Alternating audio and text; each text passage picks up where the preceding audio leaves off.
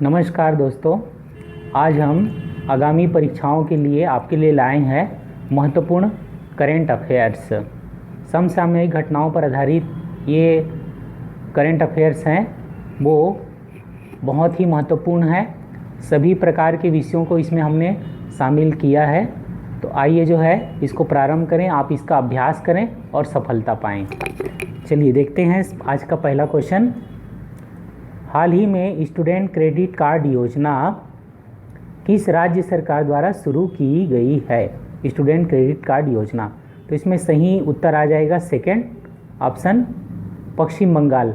पश्चिम बंगाल सरकार द्वारा प्रतियोगी परीक्षाओं हेतु कोचिंग या उच्च अध्ययन हेतु 10वीं या उससे ऊपर के छात्रों को 10 लाख रुपये तक का लोन उपलब्ध कराने के लिए ये योजना शुरू की है।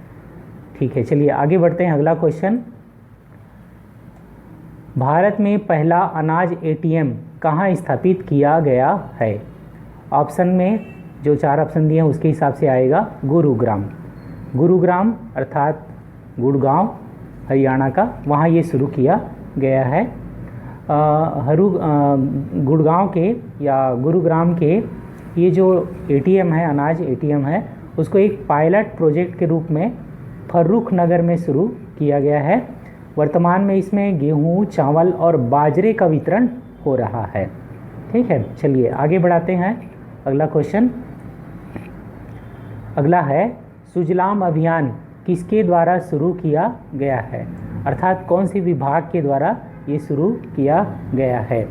इसमें सही उत्तर आएगा सुजलाम अभियान किसके द्वारा शुरू किया गया है? तो जल शक्ति मंत्रालय द्वारा, अर्थात सेकेंड ऑप्शन इसमें आ जाएगा। सेकेंड ऑप्शन जल शक्ति मंत्रालय द्वारा। केंद्रीय जल शक्ति मंत्रालय द्वारा आज़ादी के अमृत महोत्सव के उपलक्ष्य में 100 दिनों के इस अभियान की शुरुआत की गई है। इसके माध्यम से जो है ग्रामीण स्तर पर अपशिष्ट जल प्रबंधन के माध्यम से गाँवों को खुले में शौच मुक्त करना इसका उद्देश्य रखा गया है।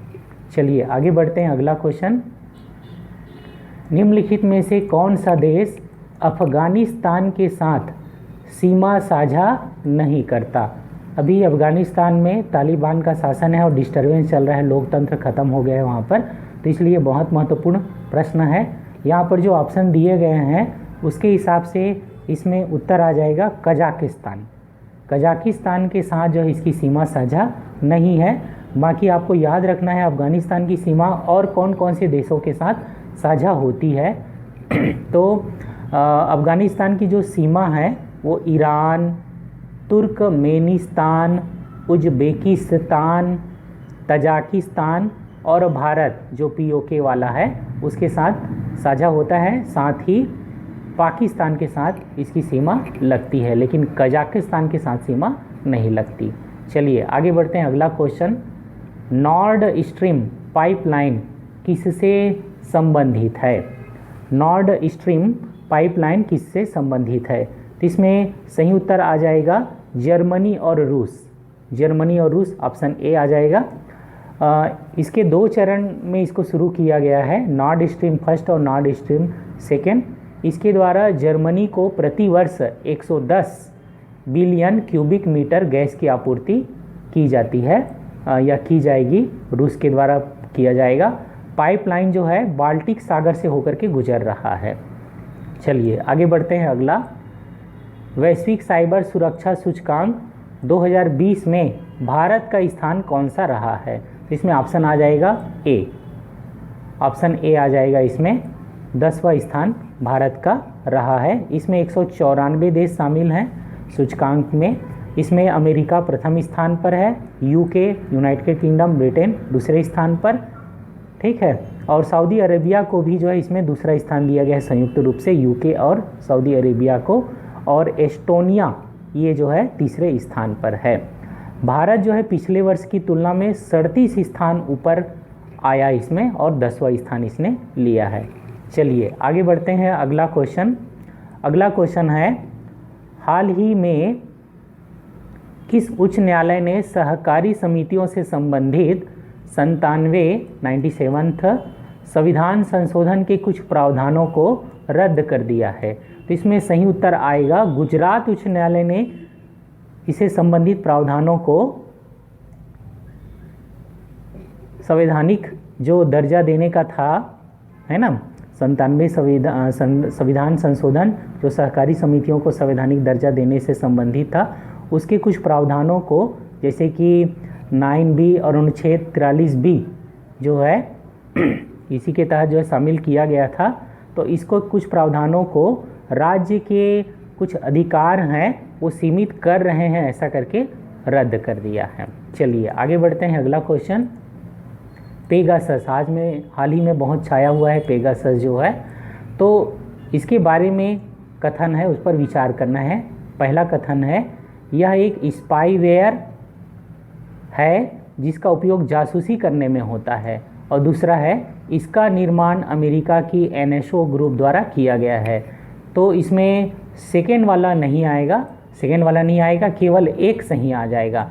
अमेरिका के NSO ग्रुप द्वारा नहीं बल्कि इजराइल के NSO ग्रुप द्वारा इसका निर्माण किया गया है, और लेकिन पहला कथन सही है, जासूसी सॉफ्टवेयर है। चलिए आगे बढ़ते हैं। अगला क्वेश्चन, भारत ने 2030 तक कितने गीगावाट अक्षय ऊर्जा क्षमता स्थापित करने का लक्ष्य रखा है? तो यहाँ पर ऑप्शन के हिसाब से आ जाएगा डी ऑप्शन, 450 गीगावाट ये लक्ष्य है। 2030 तक के जो है 450 गीगावाट निर्माण का लक्ष्य रखा गया है। वहीं 2022 में 175 गीगावाट का है और 2030 तक के 450 गीगावाट का ये लक्ष्य है। चलिए आगे बढ़ते हैं। अगला, ड्रिंक फ्रॉम टैप मिशन का संबंध किस राज्य से है? ड्रिंक फ्रॉम टैप मिशन कौन से राज्य से संबंधित है? तो ये है ओडिशा से। ओडिशा सरकार ने ड्रिंक फ्रॉम टैप मिशन या इसको सुजल मिशन भी नाम दिया है, सुजल अभियान शुरू किया गया है, सुजल मिशन शुरू किया गया है। इसके तहत ओडिशा के पूरी शहर में 24 घंटे गुणवत्तापूर्ण पेयजल उपलब्ध कराया जाएगा। चलिए आगे बढ़ते हैं। अगला क्वेश्चन, लिवरपूल शहर जिसे यूनेस्को ने अपनी विश्व विरासत स्थल की सूची से बाहर कर दिया है, ये शहर जो है कौन से देश में है? तो ये शहर है इंग्लैंड में। यूनेस्को ने इंग्लैंड में स्थित शहर लिवरपूल को अपनी विश्व धरोहर सूची से बाहर कर दिया है। चलिए आगे बढ़ते हैं। अगला क्वेश्चन, भारत की पहली 9mm स्वदेशी पिस्टल का नाम क्या है? तो इस पिस्टल का नाम है ऑप्शन सी अस्मी। इसको जो है DRDO ने शुरू किया है। चलिए आगे बढ़ते हैं। अगला क्वेश्चन है, निम्नलिखित में से कौन सी महिला क्रिकेटर विश्व में सबसे ज़्यादा रन बनाने वाली महिला क्रिकेटर बन गई है? तो ऑप्शन के हिसाब से सबको पता है क्या आएगा, मिताली राज। भारत की जो मिताली राज है उन्होंने इंग्लैंड की शार्लोट एडवर्ड को पीछे छोड़ते हुए दुनिया में सबसे ज़्यादा रन बनाने का रिकॉर्ड अपने नाम कर लिया है मिताली राज ने। चलिए आगे बढ़ते हैं। अगला क्वेश्चन, 30वां व्यास सम्मान शरद पकारे को उनके किस उपन्यास के लिए दिया गया? तो इसमें ऑप्शनों के हिसाब से आ जाएगा। तो शरद पगारे जी को जो है ये सम्मान जो उनकी रचना पाटलिपुत्र की सम्राज्ञी, ऑप्शन डी इसके हिसाब से दिया गया है। चलिए आगे बढ़ते हैं। अगला, US ओपन 2021 का महिला एकल खिताब विजेता एम्मा रादुकानु किस देश से संबंधित है? एम्मा रादुकानु किस देश से संबंधित है? तो ऑप्शन के हिसाब से आ जाएगा ब्रिटेन की 18 वर्षीय एम्मा रादुकानु ने कनाडा की लीला फर्नांडिस को हराकर US ओपन खिताब जीता है। चलिए आगे बढ़ते हैं। अगला क्वेश्चन, हथई मिर्च तथा तामेंगलोंग ऑरेंज को हाल ही में GI टैग प्रदान किया गया है, इसका संबंध किस राज्य से है? तो इसका संबंध है मणिपुर राज्य से। ऑप्शन सी आ जाएगा मणिपुर। हथई मिर्च और तामेंगलोंग ऑरेंज का संबंध मणिपुर राज्य से है।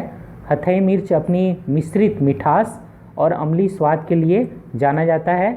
वहीं तामेंगलोंग ऑरेंज को बढ़ावा देने के लिए मणिपुर में दिसंबर माह में ऑरेंज फेस्टिवल मनाया जाता है, इसको भी याद रखेंगे। चलिए आगे बढ़ते हैं। अगला क्वेश्चन, संयुक्त राष्ट्र महासभा ने वर्ष 2023 को किस वर्ष के रूप में घोषित किया है?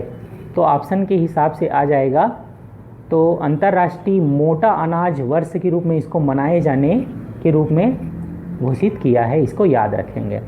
चलिए आगे बढ़ते हैं। अगला क्वेश्चन, प्रोजेक्ट उड़ान को किस संस्थान द्वारा लॉन्च किया गया है?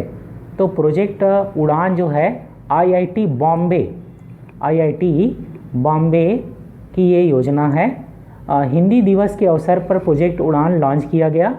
ये इंजीनियरिंग और अन्य विषयों की पाठ्य पुस्तकों का हिंदी और अन्य भाषाओं में अनुवाद करके छात्रों के सामने लाने के लिए ये योजना है और उसकी भाषाई बाधाओं को दूर करने के लिए योजना का नाम रखा गया है प्रोजेक्ट उड़ान आईआईटी बॉम्बे द्वारा। चलिए आगे बढ़ते हैं। अगला, हाल ही में ब्रिटेन ने हवलदार ईसर सिंह की प्रतिमा का अनावरण किया। इनका संबंध जो है किस युद्ध से रहा है? तो ऑप्शन के हिसाब से आ जाएगा सारागढ़ी का युद्ध। सारागढ़ी का जो युद्ध था उसमें 1897 में भारतीय सेना के सिख रेजिमेंट के 21 सैनिकों ने अफगानी कबाली जो थे 10,000 की संख्या में, उनको अच्छा से वीरतापूर्वक जो है मुकाबला किया था और इसमें सभी सैनिक जो है शहीद हो गए थे। बॉलीवुड में इस पर एक फिल्म भी बनाई गई है केसरी, अक्षय कुमार ने इस पर अभिनय किया है, केसरी का किरदार निभाया है। तो ये ईसर सिंह का जो है संबंध जो है सारागढ़ी युद्ध से रहा है। इसी को श्रद्धांजलि स्वरूप जो है प्रतिमा ब्रिटेन में हाल ही में अनावरण इसका किया गया। चलिए आगे बढ़ते हैं। अगला, भारत के 3 गांवों को संयुक्त राष्ट्र विश्व पर्यटन संगठन ने सर्वश्रेष्ठ पर्यटन गांव के रूप में पुरस्कार के लिए नामित किया है। इसमें शामिल गांव कौन सा नहीं है, ये यहाँ पर पूछा गया है। तो बाकी 3 गांव हैं ऑप्शनों के हिसाब से और 1 गांव शामिल नहीं है, तो इसमें आ जाएगा चितकुल। चितकुल इसमें शामिल नहीं है। इसमें जो है कौन कौन गांव कहाँ कहाँ के हैं, बाकी जो 3 ऑप्शन दिए गए हैं उसको याद रखेंगे। तो इसमें से तेलंगाना का गांव है पोचमपल्ली, तेलंगाना का ये गांव है पोचमपल्ली। मेघालय का गांव है कोंगथोंग, कोंगथोंग जो है मेघालय का है। और मध्य प्रदेश का है लधपुरा, लधपुरा जो है मध्य प्रदेश का है, तो याद रखेंगे इसको। तो चितकुल इसमें शामिल नहीं है। चलिए आगे बढ़ते हैं। अगला क्वेश्चन, चर्चा में हाल ही में रहे सिनात्रा सिद्धांत को किस क्षेत्र के देशों ने अपनाया है? सिनात्रा सिद्धांत को किस देश के किस क्षेत्र के देशों ने इसको अपनाया है? तो ऑप्शन आ जाएगा ए, मध्य एवं पूर्वी यूरोप के देशों ने इसको अपनाया है। ये जो है मध्य और पूर्वी यूरोप के देशों ने चीन की विभाजन और शासन नीति के खिलाफ सिनात्रा डॉक्ट्रिन को अपनाया है। चलिए आगे बढ़ते हैं। अगला क्वेश्चन, हाल ही में भारतीय नौसेना ने अपने पहले विध्वंसक पोत को सेवानिवृत्त किया है और इसका नाम क्या है ये पूछा जा रहा है। तो इसमें सही उत्तर आ जाएगा second option INS Rajput. INS Rajput को जो है 41 वर्ष की सेवा के बाद सेवानिवृत्त किया गया है। ये जो है 4 मई 1980 को भारतीय नौसेना में शामिल हुआ था। इस पोत का आदर्श वाक्य था राज करेगा राजपूत। तो हाल ही में जो है INS राजपूत को रिटायर किया गया 41 वर्ष की सेवा के बाद जो है। चलिए आगे बढ़ते हैं। अगला क्वेश्चन, भारत का पहला आर्द्रभूमि संरक्षण एवं प्रबंधन केंद्र कहाँ स्थापित किया गया है? तो इसमें ऑप्शन आ जाएगा सी ऑप्शन, चेन्नई। जानते होंगे रामसर कन्वेंशन की 50वीं वर्षगांठ के अवसर पर केंद्रीय पर्यावरण और जलवायु परिवर्तन मंत्री तमिलनाडु परिवर्तन मंत्री ने तमिलनाडु के चेन्नई में इस संस्थान की स्थापना की है और भारत सहित विश्व में रामसर सम्मेलन के बाद ही जो है आर्द्र भूमि संरक्षण पर जो है काम करना शुरू किया गया था और बहुत सारे साइटों को जो है आर्द्र भूमि संरक्षण साइट के रूप में घोषित किया जाता है। तो हाल ही में इसका केंद्र प्रबंधन केंद्र चेन्नई में शुरुआत किया गया। चलिए आगे बढ़ते हैं। अगला, वित्तीय वर्ष 2020-21 में शीर्ष प्रत्यक्ष विदेश निवेश प्राप्तकर्ता 3 भारतीय राज्य कौन कौन से हैं, यहाँ पर हमें चुनना है। तो ऑप्शन के हिसाब से आ जाएगा सेकेंड ऑप्शन के हिसाब से आ जाएगा। पहला नंबर पर आ जाएगा सबसे ज़्यादा एफडीआई प्राप्त करने वाला राज्य है गुजरात, उसके बाद महाराष्ट्र, उसके बाद फिर कर्नाटक। गुजरात में जो है 37% रहा, महाराष्ट्र में 27% और कर्नाटक में 13% जो है निवेश रहा है। चलिए आगे बढ़ते हैं। अगला क्वेश्चन, हार्ट 17 का नाम ग्लोबल इनिशिएटिव किस संस्था द्वारा शुरू किया गया है? हार्ट 17 नामक ग्लोबल इनिशिएटिव किस संस्था द्वारा शुरू किया गया है? तो इसमें सही उत्तर आ जाएगा UNDP. United Nation Development Program द्वारा हाल ही में जो है इसको शुरू किया गया है। इसका उद्देश्य निर्धनता, असमानता एवं जलवायु परिवर्तन से निपटने के लिए रचनात्मक एवं निजी संस्थाओं के युवाओं को एक ग्लोबल प्लेटफॉर्म प्रदान करना है। इसे 2030 तक के सतत विकास लक्ष्यों को प्राप्त किया जा सकेगा। इस उद्देश्य से इसको शुरू किया गया है यूएनडीपी के द्वारा। चलिए आगे बढ़ते हैं। अगला, उत्तरी कछार एवं नागांव जिलों को लेकर के किन 2 पूर्वोत्तर राज्यों के बीच सीमा विवाद है? तो इसमें ऑप्शन आ जाएगा असम और नागालैंड। ऑप्शन ए आ जाएगा असम और नागालैंड। हाल ही में नागालैंड ने असम से अपनी सीमा विवाद के समाधान के लिए एक 10 सदस्यीय समिति का गठन भी किया गया है और ये जो समिति है 3 माह में अपनी रिपोर्ट देगी। चलिए आगे बढ़ते हैं। अगला क्वेश्चन, भारत के किस टाइगर रिजर्व को उसके सर्वश्रेष्ठ प्रबंधन के लिए अर्थ गार्जियन श्रेणी में नेटवेस्ट ग्रुप अर्थ हीरोज पुरस्कार प्रदान किया गया है? तो इसमें सही उत्तर आ जाएगा सेकेंड ऑप्शन, सतपुड़ा का tiger reserve. Satpura tiger reserve को इसके लिए जो है पुरस्कार दिया गया है। चलिए आगे बढ़ते हैं। अगला क्वेश्चन, कोपा अमेरिका 2021 का खिताब किस देश ने जीता है? कोपा अमेरिका 2021 का खिताब किस देश ने जीता है? तो इसमें ऑप्शन आ जाएगा सही उत्तर अर्जेंटीना। अर्जेंटीना ने ब्राज़ील को हरा कर के ये खिताब जीता है। फाइनल जो है रियो डी जेनेरियो के मकराना स्टेडियम में खेला गया, ठीक है, और इसमें लियोनेल मेसी ने और नेमार ने 4-4 गोल दाग करके शीर्ष स्कोर प्राप्त किया था, ठीक है। तो ये फुटबॉल से संबंधित प्रतियोगिता है। चलिए आगे बढ़ते हैं। अगला, देश के पहले क्रिप्टोगेमिक गार्डन की शुरुआत किस राज्य में की गई है? क्रिप्टोगेमिक गार्डन, तो इसकी शुरुआत की गई है उत्तराखंड में। उत्तराखंड में देववन क्षेत्र में इसकी शुरुआत की गई है। ये क्रिप्टोगेमिक गार्डन में क्या किया गया है? तो आदिम पौधे कुछ ऐसे होते हैं जो बीजों के माध्यम से नहीं फैलते, बल्कि इनके बीज ही नहीं होते हैं, तो उनके संरक्षण के लिए जो है ये शुरू किया गया है क्रिप्टोगेमिक गार्डन। चलिए आगे बढ़ते हैं। अगला क्वेश्चन है, काला बादशाह जो हाल ही में चर्चा में रहा है वो किसकी प्रजाति है? तो काला बादशाह जो है अमरूद की नई प्रजाति है। अमरूद की ये नई प्रजाति है, याद रखेंगे। ये जो प्रजाति है वो एंटीऑक्सीडेंट और एंटी एजिंग गुणों से भरपूर होती है, तो याद रखेंगे काला बादशाह अमरूद की नई प्रजाति है। चलिए आगे बढ़ते हैं। डिजिटल बाढ़ रिपोर्टिंग प्रणाली का प्रयोग करने वाला भारत का पहला राज्य कौन सा है? तो इसमें ऑप्शन आ जाएगा सही उत्तर असम। असम ने जो है हाल ही में इसको शुरू किया है और इसको अपनाने वाला ये देश का पहला राज्य है। चलिए आगे बढ़ते हैं। अगला क्वेश्चन, सड़कों पर चालक रहित कारें चलाने की अनुमति देने वाला विश्व का प्रथम देश कौन सा है? तो इसमें सही उत्तर आ जाएगा ब्रिटेन। ब्रिटेन चालक रहित कारों को सड़क पर चलाने की अनुमति देने वाला पहला देश है विश्व का। चलिए आगे बढ़ते हैं। अगला क्वेश्चन, आर्टिफिशियल इंटेलिजेंस, ब्लॉकचेन एवं साइबर सुरक्षा पर नीतियां बनाने वाला देश का पहला राज्य कौन सा है?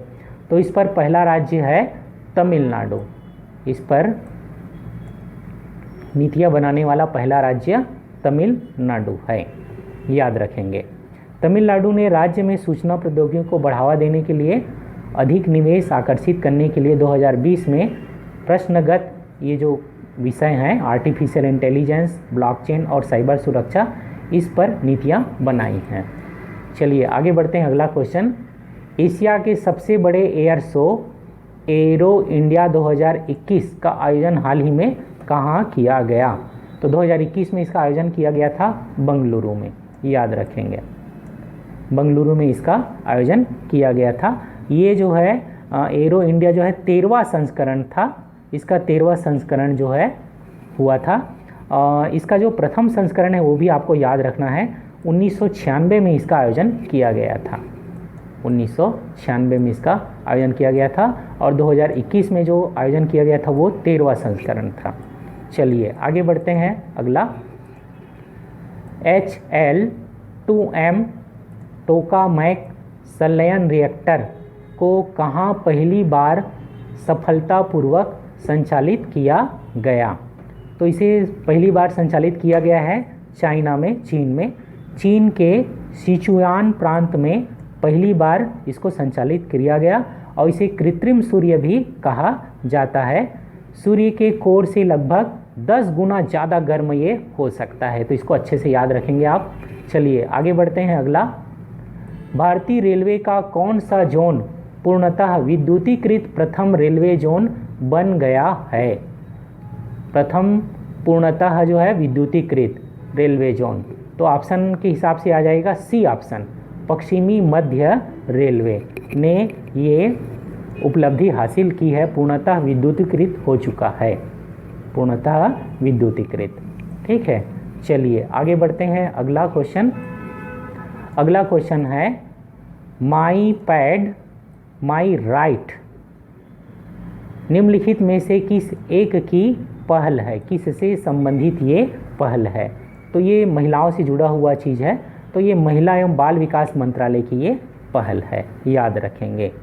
वास्तव में ये सैनिटरी पैड तक के महिलाओं की पहुंच सुनिश्चित करने के लिए एक कार्यक्रम है जो महिला एवं बाल विकास मंत्रालय द्वारा शुरू किया गया है, माई पैड माई राइट। चलिए आगे बढ़ते हैं। अगला क्वेश्चन देखते हैं।